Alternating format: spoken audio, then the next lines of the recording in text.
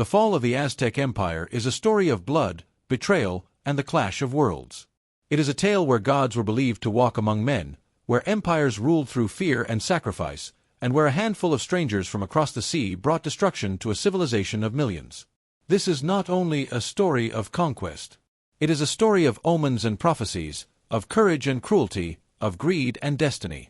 And once you begin, you will want to follow it to the very end, for the fall of the Aztecs is one of history's most haunting tragedies. High above the waters of Lake Texcoco rose the shining city of Tenochtitlan. Its temples touched the sky, its causeways stretched across the lake, and its markets overflowed with goods from every corner of Mesoamerica. To outsiders, it was a wonder beyond imagination. To its people, it was the heart of the world. The Aztec Empire was built on war, tribute, and sacrifice. Every battle brought captives, and every captive was fuel for the gods. On the steps of the great temple, drums thundered as priests raised obsidian blades, offering beating hearts to keep the sun moving across the sky. Fear and devotion were woven together. Without blood, the world would end. Without conquest, there would be no blood. This was the cycle that defined Aztec power, and for a century it made them rulers of millions. But in 1519, whispers began to spread.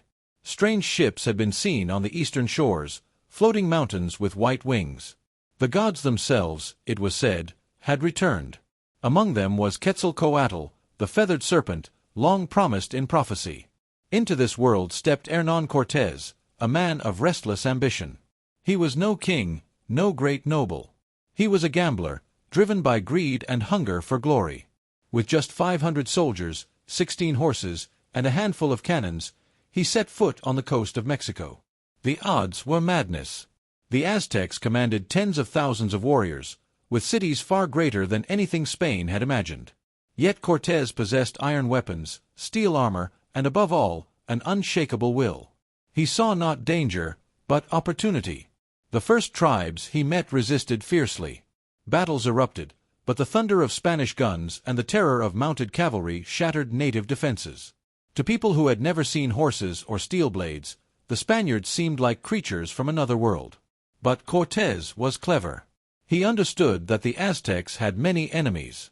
Whole provinces lived under the shadow of tribute, forced to surrender food, goods, and captives for sacrifice. With promises of freedom, Cortés turned former victims into allies. The Totonacs, Tlaxcalans, and many others joined his march.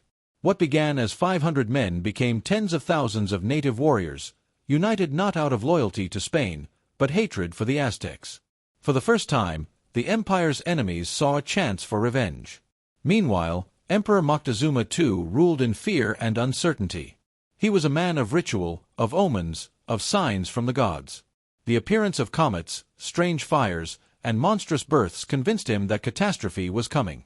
When news arrived of the pale-skinned strangers, he hesitated. Should he destroy them at once, or welcome them as divine messengers? His priests urged caution, his generals urged war, but Moctezuma's heart was divided. This hesitation would prove fatal. As Cortés marched inland, he burned bridges behind him, literally. He sank his ships, leaving no path of retreat.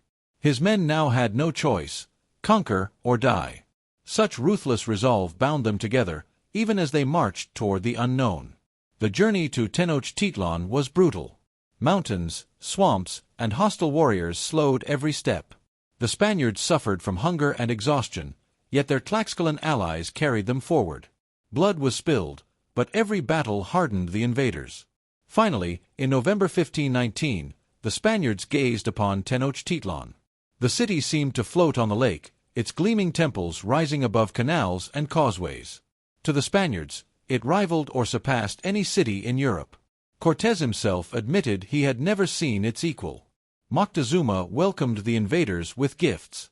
Gold, precious stones, and feathered cloaks dazzled the Spaniards, but also awakened their greed. The Aztec ruler hoped to buy peace, to appease what he feared might be gods. Instead, he revealed the wealth of his empire. Soon after, Cortés seized Moctezuma, taking him prisoner inside his own palace. It was a shocking act, unthinkable to the Aztecs. Their emperor, the speaker of the gods, became a captive of foreign warriors. 4 months, He was forced to rule under Spanish command. But resentment boiled in the streets. Priests demanded action, warriors demanded blood. The gods could not be appeased with silence. As tensions grew, a massacre occurred. Spanish soldiers, fearing rebellion, slaughtered nobles during a sacred festival. The city exploded in rage. The Spaniards found themselves surrounded by tens of thousands of furious warriors. Moctezuma was brought to speak to his people, but stones flew, and he was struck down. Some said his own people killed him, others whispered the Spaniards ended his life. Either way, the empire had no master. In June 1520, the Spaniards fled under cover of night. Laden with stolen gold, they stumbled across the causeways. The Aztecs attacked from canoes and bridges, and chaos consumed the night. Hundreds of Spaniards drowned, weighed down by treasure. Thousands of allies perished beside them. This became La Noche Triste, the night of sorrows. Cortés, bloodied but unbroken, survived. While his enemies celebrated, he plotted revenge. He rebuilt his army, forging deeper alliances. Disease now fought on his side. Smallpox spread among the Aztecs, killing warriors, priests, and nobles by the thousands. When he returned in 1521, it was with fire in his eyes. The siege of Tenochtitlan began. Spanish brigantines patrolled the waters, cutting off food and supplies. Hunger stalked the city, and plague devoured the living. The defenders fought with unmatched courage. Every street became a battlefield, every temple a fortress. But steel swords shattered obsidian blades, and cannons tore through walls. For 3 months, blood flowed through canals, and corpses filled the marketplaces. At last, the Spaniards forced their way to the heart of the city. Smoke blackened the sky, temples burned, and screams echoed over the lake. Tenochtitlan, once the jewel of Mesoamerica, was reduced to rubble and ash. Cuauhtémoc, the last emperor, fought to the end. Captured by the Spaniards, he refused to bow. Even when tortured for gold, he met his fate with dignity, saying only, "I have done all that I could." His defiance could not save his empire. The conquest of the Aztecs was not just the fall of a kingdom. It was the collapse of a world. A civilization of temples, gods, and warriors was consumed by plague, greed, and steel. From the ruins of Tenochtitlan, Mexico City would rise, built on bones. The Spaniards returned to Europe with ships heavy with gold, but the true cost was written in blood. Millions of lives were lost, temples toppled, gods silenced. The clash of two worlds created an empire of conquest, but left behind a legacy of sorrow. The fall of the Aztec Empire remains one of history's darkest and most dramatic stories. It was not only a battle of swords, but of faith, fear, and fate.